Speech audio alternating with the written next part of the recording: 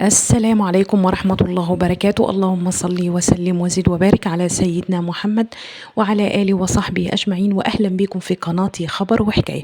ولو بتشوفوني لأول مرة ما اشتركتوش في القناة، انزلوا اشتركوا حالا في القناة. وجودكم يشرفني ويسعدني، ويعملوا لايك للفيديو عشان يوصل لأكبر عدد من المتابعين. شفنا طبعا يا جماعة اللقاء اللي حصل بين عمرو أديب، وكان مستضيف في حلقته في برنامج الحكاية المطرب محمود العسيلي. علقت بعديها مع مفيدة شيحة، طلعت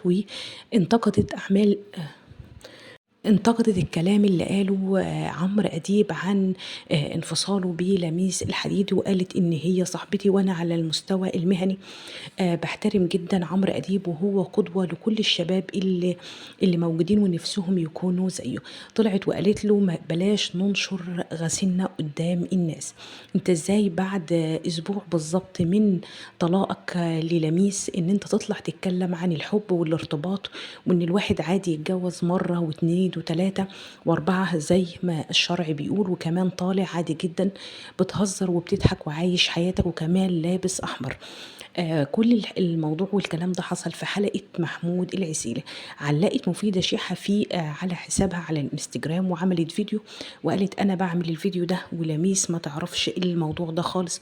وكمان قالت له انت طالع تجرحها بدون مشاعر، ولا عامل حسابها المشاعر بعد علاقة دامت 31 سنة، وكمان بينكم ابن شاب كبير وهو لسه خاطب. طب منظره ايه ابنك نور قدام اهل خطيبته؟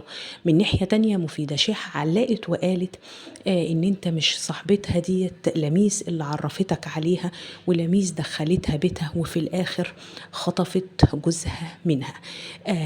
وقالت له بلاش ننشر غسيلنا قدام الناس. وانتقدت عمرو أديب في اللي عمله، الكلام اللي طلع قاله وبيتكلم على الحب، وقالت له بلاش تكون انت كده راجل مزواج وتوكسيك. ازاي بلاش نطلع ننشر غسيلنا قدام الناس. وزعلت جدا من اللي عمله في الحلقة، وان هو مرعاش مشاعر لميس الحديدي. ما عداش اسبوع على موضوع الانفصال والطلاق اللي حصل بينهم، وان هو كمان هيرتبط بزميلتها اللي هي سيدة الأعمال دينا طلعت.